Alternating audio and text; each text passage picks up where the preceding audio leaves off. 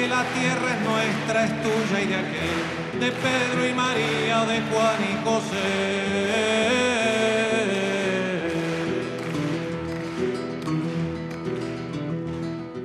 O caso do Uruguai, sem dúvida alguma, 68, marca um momento político muito importante dentro daquilo que é um processo de mudança brutal que ocorrerá poucos anos depois. Então, digamos que é o início dessa mudança. Os grandes marcos universais que marcam a história do Uruguai nessa época têm a ver com aquilo que é mais ou menos geral. Inegavelmente, os conflitos que estão ocorrendo no Oriente, sobretudo na Península Indochinesa, a Guerra do Vietnã. Inegavelmente que tudo aquilo que tem a ver também com o movimento negro nos Estados Unidos, na luta pelos seus direitos, que é a luta por uma ideia de igualdade social e que na América Latina também está balizada por uma série de questões que dizem respeito à condição socioeconômica da maior parte da população. O Uruguai, a partir do início da década de 60, começa a receber milhares de exilados dos outros países latino-americanos. A situação do Paraguai é uma situação de ditadura já há alguns anos e há um exílio paraguaio muito forte dentro do país, um exílio que está muito articulado politicamente. A partir de 64, o exílio brasileiro começa a chegar no Uruguai também. Então, com isso, nós vamos ter uma espécie de amadurecimento da situação interna uruguaia, da situação política, a partir da contribuição que trazem os exilados dos outros países, até mostrando para os trabalhadores uruguaios, para os setores médios uruguaios, para os intelectuais e para a esquerda uruguaia de forma geral, que o clima que se vivencia no Uruguai naquele momento lembra um pouco o clima vivenciado nos países da onde esse exílio é originário, antes dos próprios golpes de Estado. Isso vem acompanhado de uma situação que se desdobra a partir de uma pressão da política externa norte-americana e dos interesses econômicos norte-americanos desde o final dos anos 50 e, sobretudo, a partir da Revolução Cubana, onde se trabalha com uma dupla mensagem mandada aos países da região. Primeiro, fundamental, é necessário terminar com as contradições sociais da América Latina, que crescem assustadoramente em toda a década de 60. Em segundo lugar, que é necessário resolver de qualquer forma essas contradições.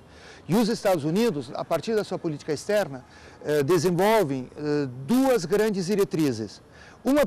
As duas são simultâneas. Uma primeira diretriz tem a ver com a possibilidade de tentar resolver a crise social a partir de medidas democráticas. Então, eles encaminham para toda a América Latina um conjunto de sugestões e medidas que integram o chamado Programa da Aliança para o Progresso, que mais ou menos consiste em tentar investir dinheiro mandado pelos Estados Unidos ou dinheiro conseguido através de empréstimos, através da intermediação de bancos norte-americanos, nas regiões mais sensíveis das sociedades de cada um dos países, ali onde a pobreza está se acentuando, onde a deterioração das famílias está se acentuando, de forma que essas famílias possam sobreviver de uma forma um pouco mais digna e, com isso, evitar a contaminação política dos setores mais radicais. A outra diretriz, que é simultânea à Aliança para o Progresso, partia do seguinte pressuposto: se as medidas democráticas para tentar manter uma estabilidade democrática nesses países, se essas medidas não derem certo, bom, temos um plano B, mas o plano B ele já tem que ser implementado simultaneamente. O plano B tem a ver com tudo aquilo que diz respeito a uma política estatal de contra-insurreição. E a política estatal de contra-insurreição, ela acaba apontando para a necessidade de preparar as forças policiais, as forças militares, a partir de toda uma série, digamos, de concepções políticas, doutrinárias, filosóficas e militares que dizem respeito a um protagonismo militar que deverá assumir um rol político, a um protagonismo repressivo que deverá eliminar todos os setores, todos os focos de contestação à ordem vigente e, acima de tudo, o treinamento dessas forças repressivas em mecanismos que sejam necessários desenvolver para poder derrotar esses focos de contestação. Então, a contra-insurreição, ela vem também já para preparar medidas de combate àquilo que vai se chamar o inimigo interno. O inimigo interno ele é associado com o comunismo. É uma época de Guerra Fria. Dentro do Uruguai, o que se acaba verificando? Que a partir da segunda metade dos anos 60, e sobretudo com a chegada de Pacheco Areco, tudo isso vai se intensificar. e muito menos o programa de uma aliança para o progresso que não tem o mínimo impacto, e muito mais as políticas de contra-insurreição. A partir de 68, então, com o governo Pacheco Areco, ele assume em dezembro de 67, em 68 nós já temos praticamente uma situação de conflito aberto no Uruguai. Os historiadores uruguaios dizem que o golpe, apesar de ele ocorrer só em 73, o golpe começa em 68, ou seja, é um longo golpe de Estado a partir do momento que Pacheco Areco começa a governar o país. Além de mudar o seu ministério e despolitizar o seu ministério, rapidamente ele implementa uma coisa que no Uruguai existe constitucionalmente, mas que ele vai usar de forma ilegal. A Constituição uruguaia, desde 66, permitia a existência de um dispositivo constitucional chamados medidas de pronta seguridade. Medidas de pronta seguridade. Alguma coisa parecida com leis de exceção, que, para casos de crise interna muito delicada, muito acentuada, o governo poderia, com o respaldo da Constituição e do Parlamento, acionar uma série de medidas para tentar resolver essa situação. Então, são medidas de emergência, porém sempre regrados dentro do marco democrático.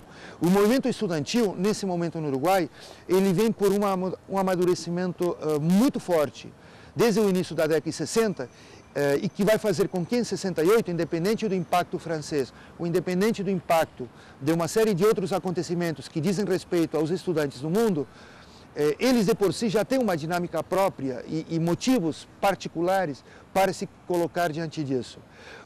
Em 68, os estudantes uruguaios estão mobilizados diante da crise econômica, estão mobilizados diante da deterioração da universidade, dos prédios, das instituições, dos programas de estudo, diante do que é o empobrecimento dos professores e dos funcionários da universidade, diante do que é o empobrecimento do magistério público dentro das escolas uruguaias.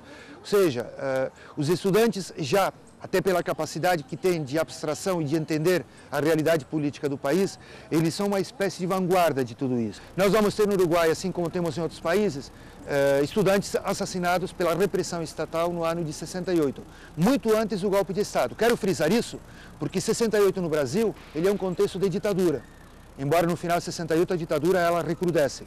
No Uruguai nós temos uma democracia e, entretanto, o enfrentamento de ruas já mostra claramente aquilo que é o grau de brutalidade através do qual o Estado tenta calar a contestação dos diversos grupos sociais. Em agosto de 68 é assassinado o primeiro estudante uruguaio. Não há precedentes no Uruguai. Alguns trabalhadores já tinham sido assassinados antes, sim, mas um estudante assassinado no momento de confronto com forças policiais é a primeira vez. O nome desse estudante, claro, pelo fato de ele ser o primeiro, da mesma maneira como isso ocorre com Edson Luiz no Brasil em 68, esse estudante ele virou um marco. O nome dele é Liber Arce.